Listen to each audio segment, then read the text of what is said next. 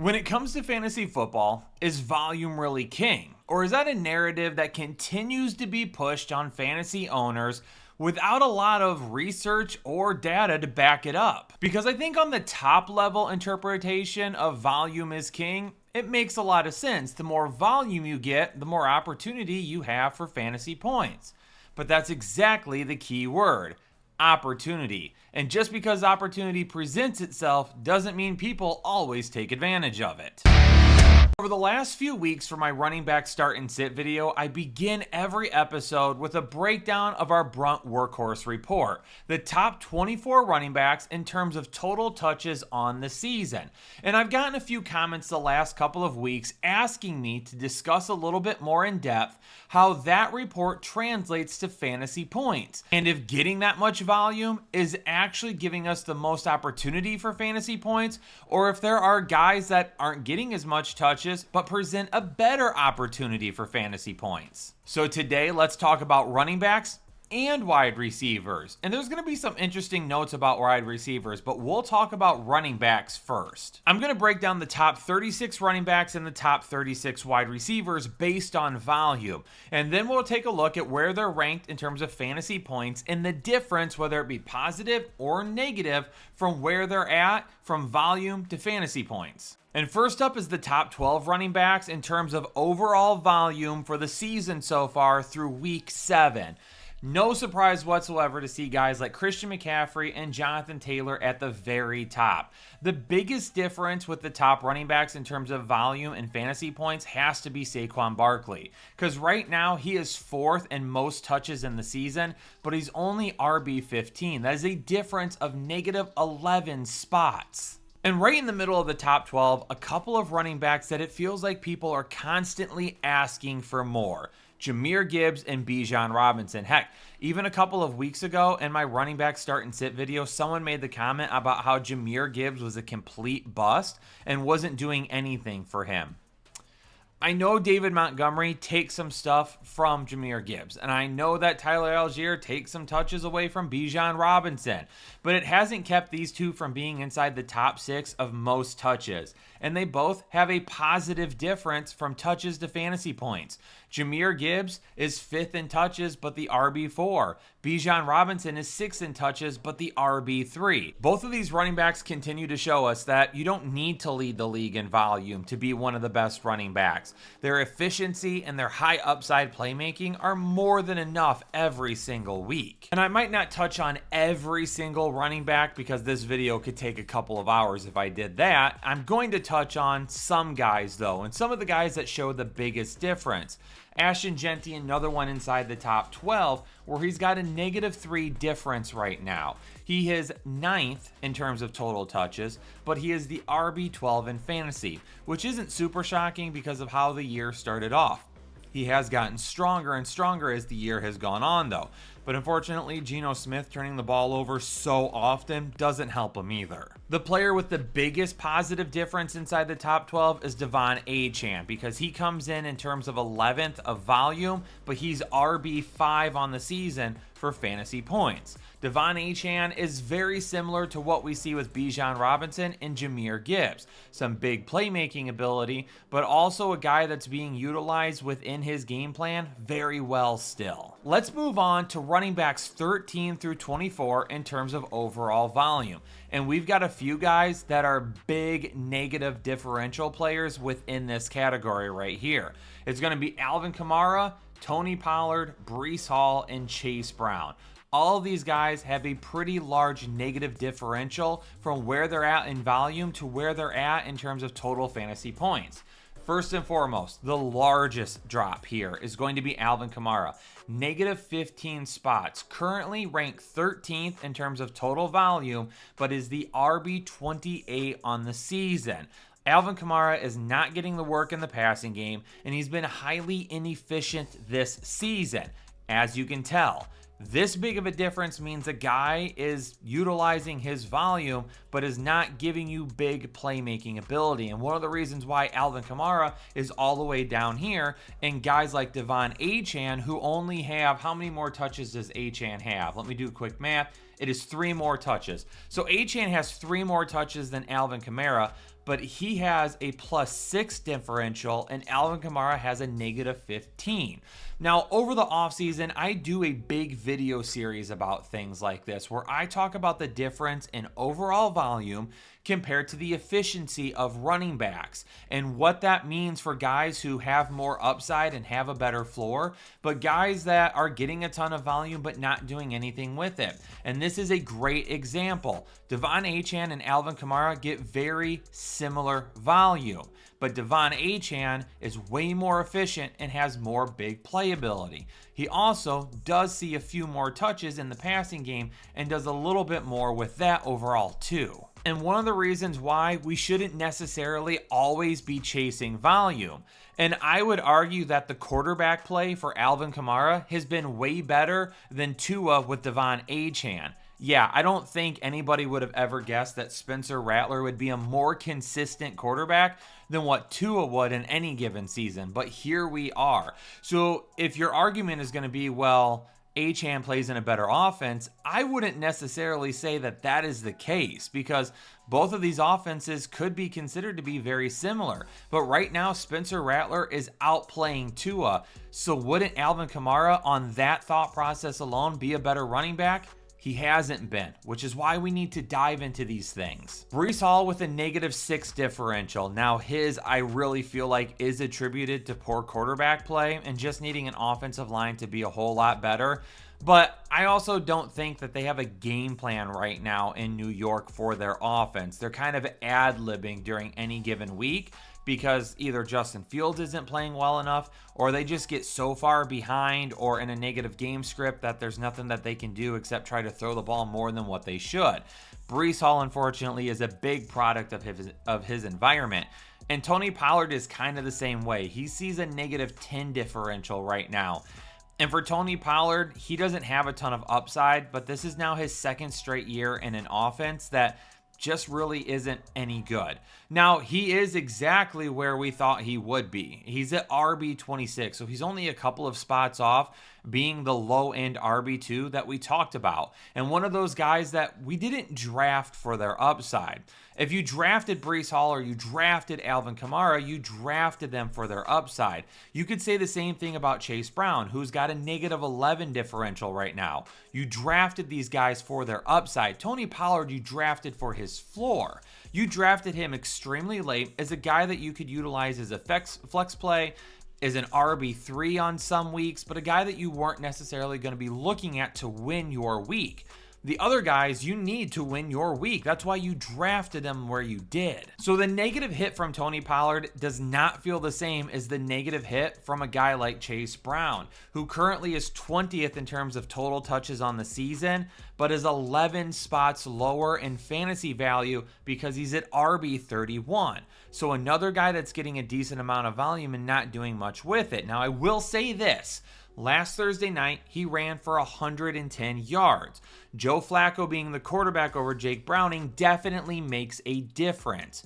But Chase Brown is going to need to find a way to find that upside any given week. We're not going to be able to have up and down performances anymore because being 7 weeks into the season, a lot of fantasy owners who have been trusting this guy are probably behind the 8 ball right now. And Chase Brown is going to have a positive differential the rest of the way to make up for the way the beginning of the season went. The biggest positive differential, though, is DeAndre Swift, who has absolutely blown up over the last couple of weeks. And one of the reasons why he's one of the quickest risers when it comes to where these RBs are at, because he's at 21 for total touches, but he's up to RB 13 now on the season.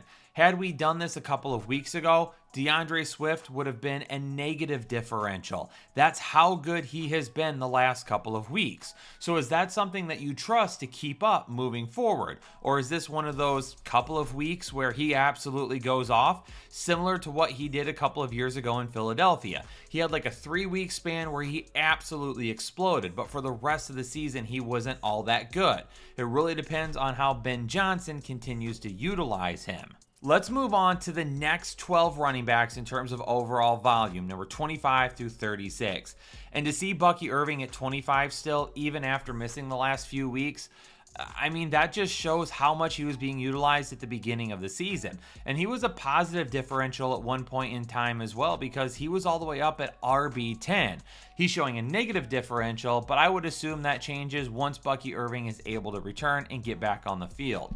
A guy like David Montgomery, him and Ja'Cory Krosky-Merritt are tied for the best positive differential in this category of running backs here. And we know this with David Montgomery. He's 26 in volume right now, but he's RB18. He's got RB1 upside on any given week, and he's a guy that gives you a decent RB2 floor every single week. He has been a little bit more inconsistent this season than what we saw over the prior couple of years, but he's still giving you some solid performances. In matchups that are going to be extremely tough, David Montgomery may not be the best play, but in matchups that are going to be very easy or are going to be on the high end of him reaching his upside, he's definitely going to be a start every single week. Ja'Cory Krosky-Merritt, who volume-wise is at 32, but up to RB24, I think he's one of those guys that are exactly like David Montgomery.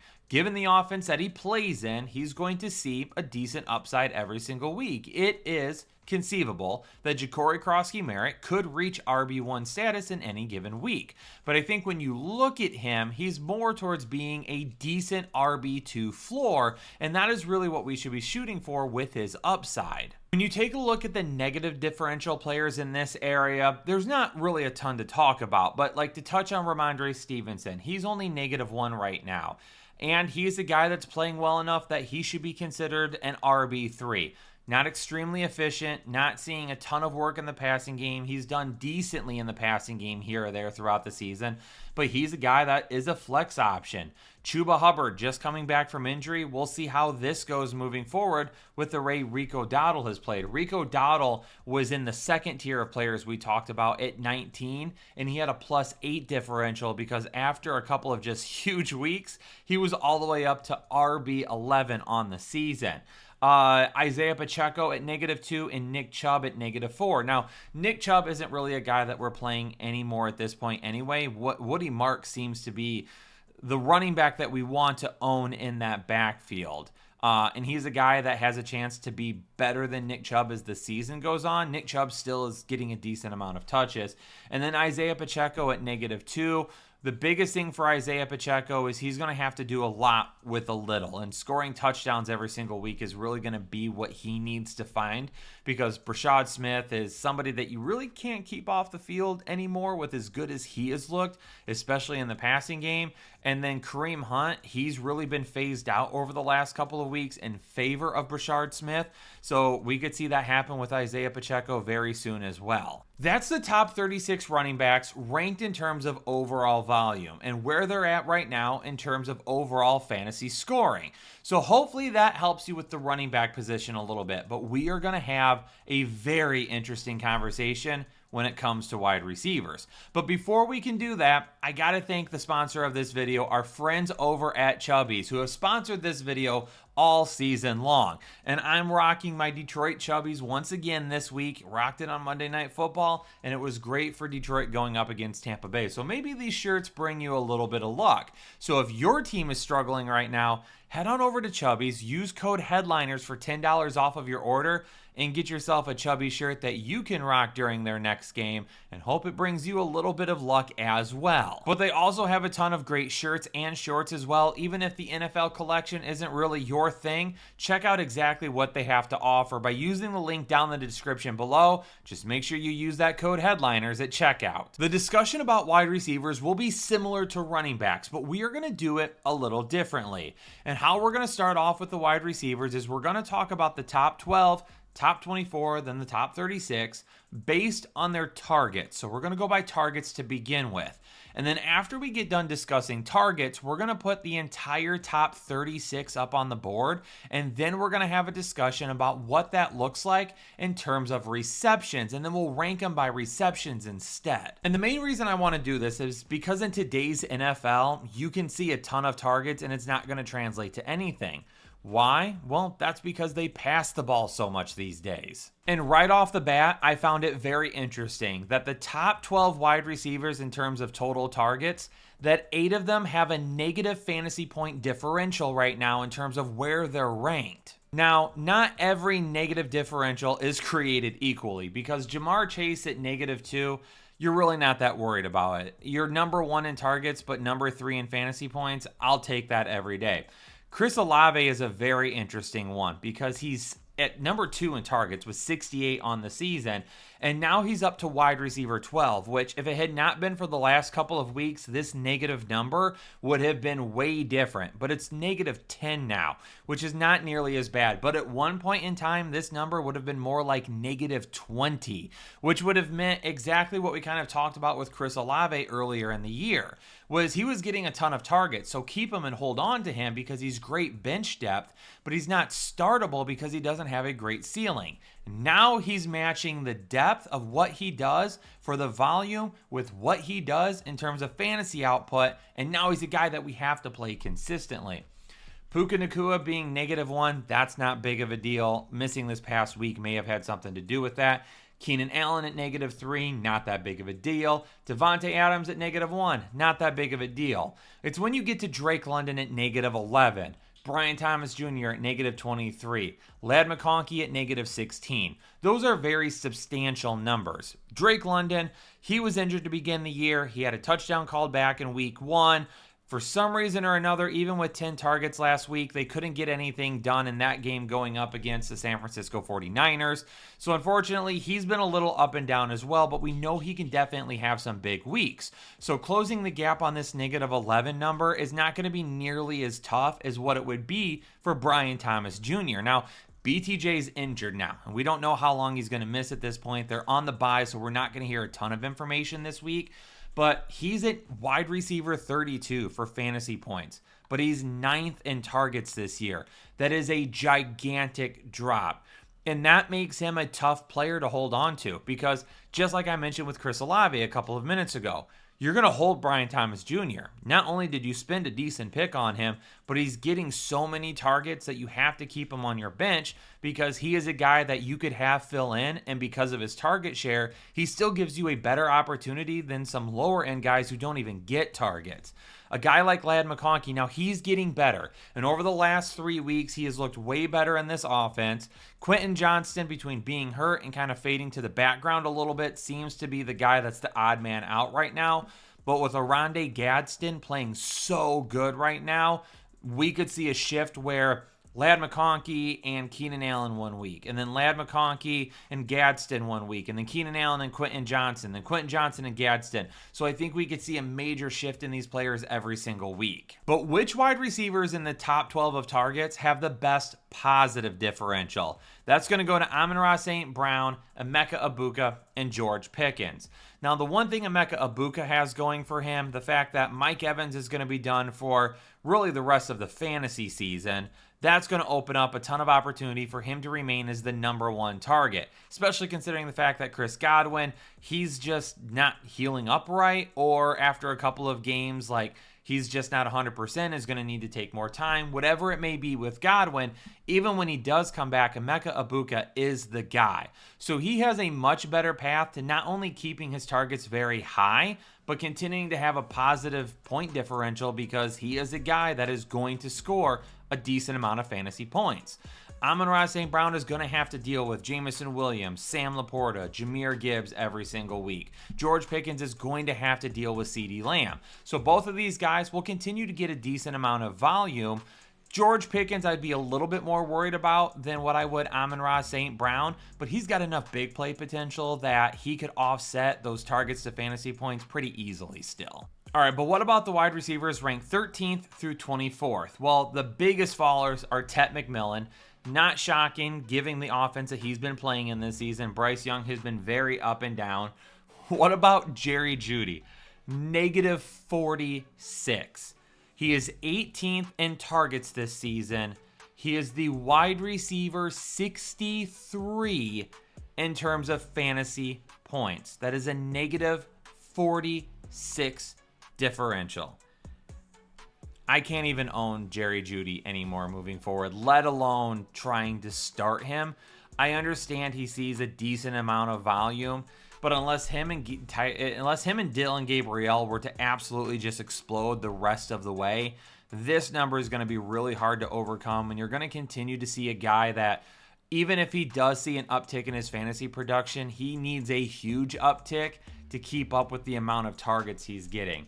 A guy like T. Higgins at -9, I definitely expect him to get a lot better with Joe Flacco and that number to get a lot better as well. You got a guy like Nico Collins at -6. That offense has sputtered kind of up and down all season. CJ Stroud just is not showing the ceiling that he did during his rookie year, so that's an issue.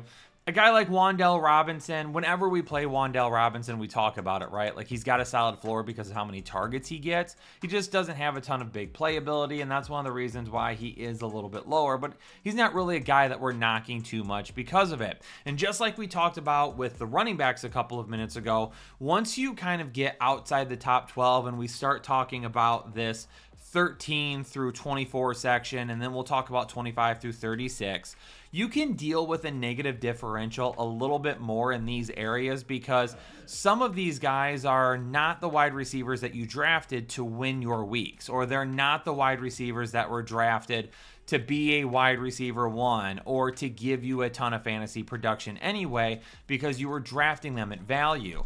But a guy like Justin Jefferson, who's at a -3 differential, hopefully that starts to get a little bit better and a little bit better as well. A guy like A.J. Brown at -4, like, he's a guy that you drafted quite a bit higher as well, so you're expecting more out of him than what he's given you. But the best players in this area, we've got a +12 in this area, and that's from Michael Pittman.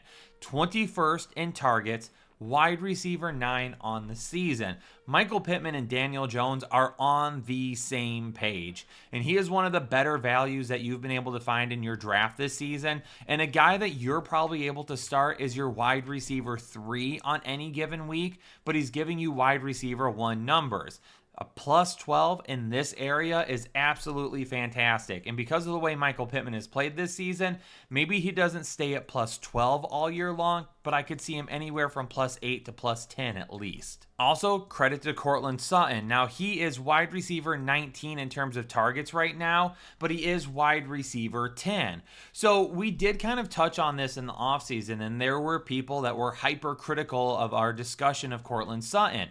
But really, the numbers kind of forecast exactly what we talked about, that he was going to be a guy that could give you wide receiver 1 production, but he wasn't going to give you wide receiver 1 volume. And people just didn't agree with that. But the majority of the conversation was Troy Franklin and Marvin Mims could end up getting enough targets that Courtland Sutton's not going to see the amount of targets he did last season, is going to be a little bit more big play and touchdown dependent. He could also be a little bit more up and down, and that's what we have seen so far with Courtland Sutton this season. He's had some very good games. He's had some downer games. He's not really high in terms of targets, but fantasy points, he's giving you a decent upside.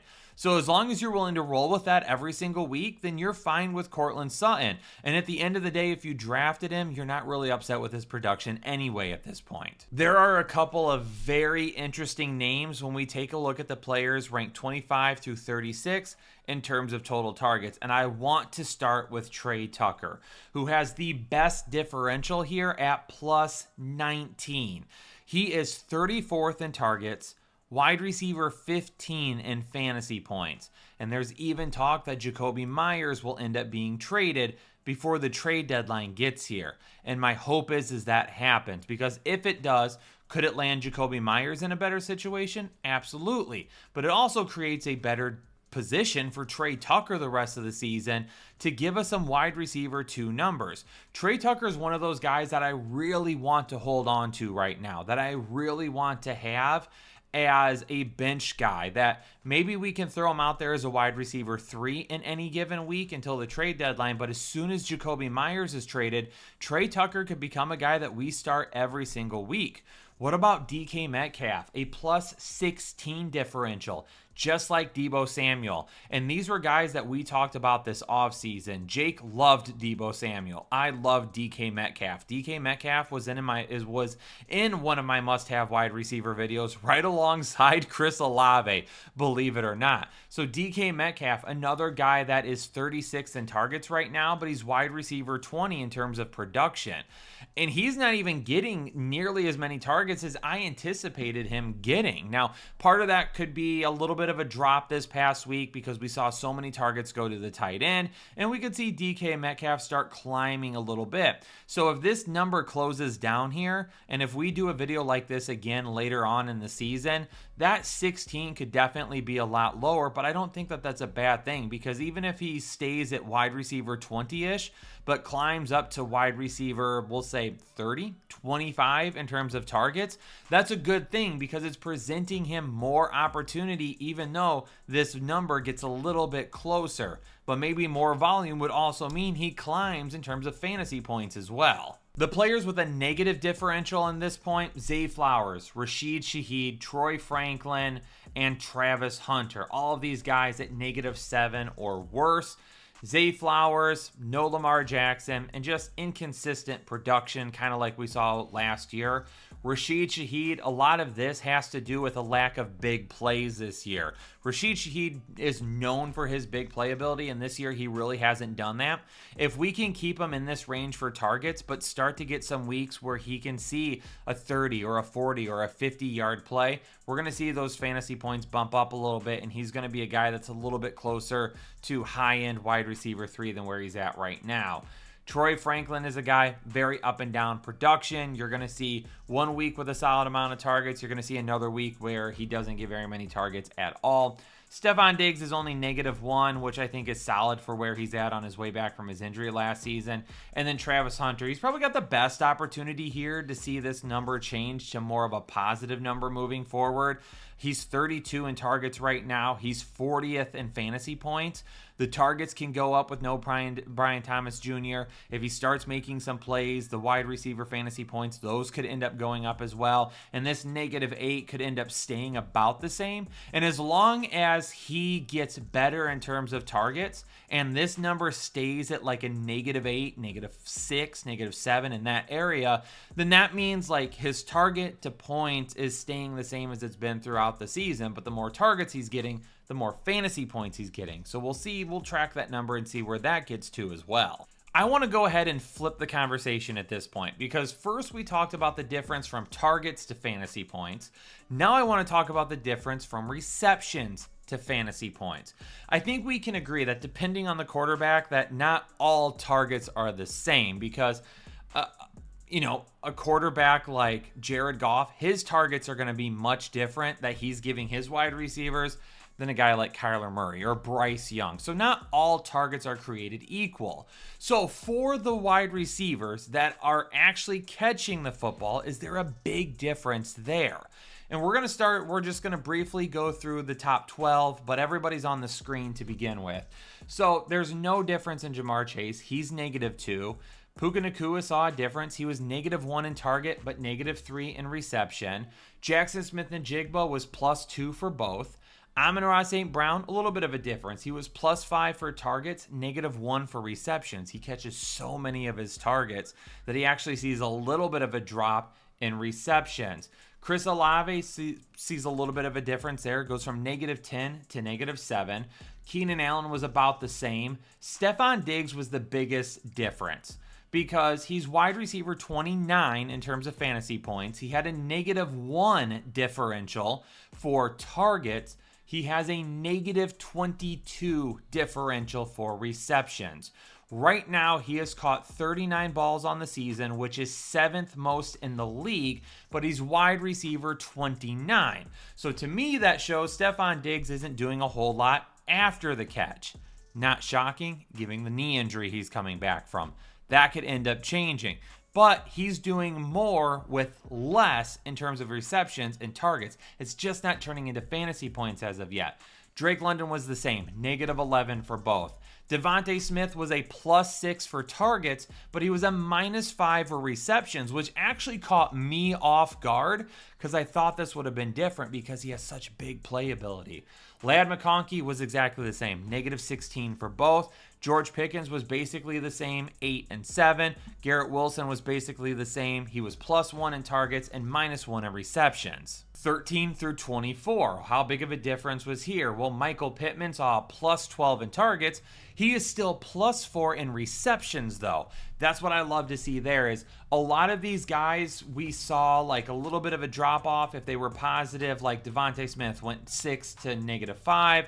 We saw a little bit of a drop off for Amon-Ra St. Brown, but Michael Pittman, he was a drop off, but he's still a positive difference. So in terms of the targets and the receptions that he's gotten this year, he is outperforming both of those. He is definitely a guy I want to own all season long.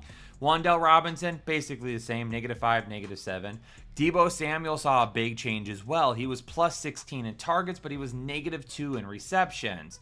Justin Jefferson, nearly identical, -3 and -2. Zay Flowers went from -7 in targets to -13 in receptions. So getting a decent amount of targets that he's not doing anything with, but he's also getting a decent amount of receptions that he's still not doing anything with. Cortland Sutton, very similar to Michael Pittman. He stays exactly the same. He was a +8 in both categories. Marquise Brown, -2, -5, not that big of a deal. Our biggest risers in this area, though, Devontae Adams. He was a -1 in target difference, +13 in reception difference. So the targets to the receptions to the fantasy output, when you go along the line, yes, just a little bit of a drop in targets, but he's doing a whole lot more with his receptions. Love to see that. Emeka Egbuka, he was a guy that was +5 in target differential. He was +15 in reception differential. Emeka Egbuka is getting the targets and he's doing good things with those targets, but he's doing big things with the receptions as well. Great player that we have to own the rest of the season. Hopefully you did not trade this guy thinking that he was going to take a massive hit with Mike Evans, only to have Mike Evans get injured. Tet McMillan, he went from -14 to -5. So even though he's not getting a ton of targets compared to fantasy points, his fantasy points to receptions are a little bit closer. Jalen Waddle goes from 9 to 1. Rashid Shaheed, he stays exactly the same, -10 in targets, -10 in receptions. All right, let's close it out with the last few wide receivers here. A.J. Brown, -4 to +2. I will take that. Want some more targets for A.J. Brown? Absolutely. But at least we see a little bit of a positive bump in receptions, even though that bump should be higher compared to the efficiency output we've seen from him over the years. Trey Tucker was positive in both categories, +19 and +11. Quentin Johnston, +17 in both categories. I'm not really willing to give up on Quentin Johnston at this point because of all of the players, he has the best big playability on this team, but things are so crowded right now that he's going to have some really good weeks and he's going to have some really bad weeks. For as positive as he is right now in terms of fantasy points compared to his volume, he is going to be tough to rely on the rest of the season. Travis Hunter saw a pretty significant drop, went from -8 to -12. Brian Thomas Jr., at least he's doing something with the receptions that he's actually getting. Now, this doesn't count in his drops, but Brian Thomas Jr. went from -23 to only -3 in reception differential. So at least that's a little bit of a positive gain for whenever he comes back. Troy Franklin, -10 to -7. Nico Collins went from -6 to 0, so a little bit of a plus there. T. Higgins went from -9 to -3, a little bit of a plus there. Marvin Harrison Jr. was at +3 and +1. Rome Odunze was at +14, and even though he isn't nearly as close to some of these players in receptions, mainly because they have had a bye, he is all the way up to +18 in reception differential. So another wide receiver with some positive that we really should be invested in. DK Metcalf stayed basically the same, +16 and +15. Another wide receiver I want to stay heavily invested in. And then Jerry Jeudy.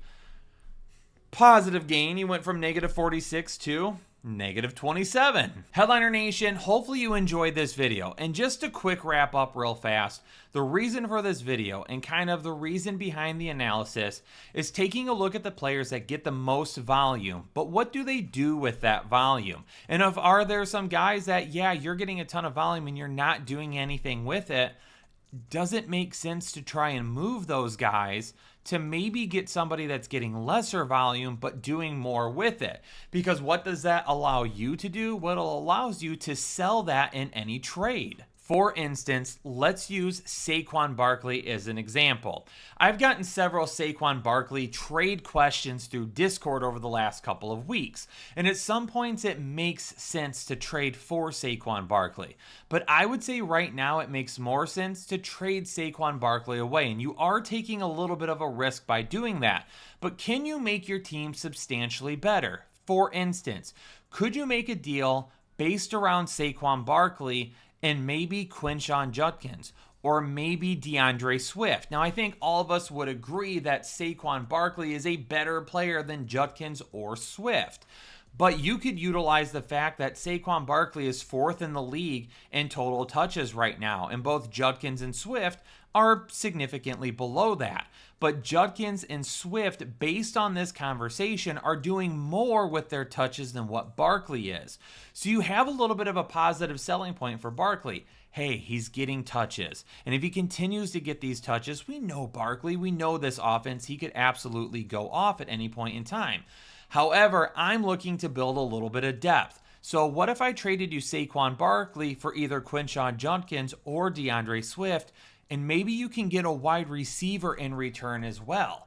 And now you get a running back that's not getting as much volume as Barkley, but is doing more with what they are getting, giving you a little bit of a higher upside than Barkley. And on top of it, maybe you added a fantasy viable wide receiver that now you can start every single week. That's kind of how trading should go. And that's kind of how you have to, I don't want to say manipulate the people that you're trading with, but that's how you have to sell them on it. Because if you're going to be trading away a player, you can't trade away a player that you have nothing positive to say. So if you're looking to make a trade out there, you've got to find something positive about your player that could benefit the other team. But you're moving them because this deal would help your team even more, even though you're giving up a little something.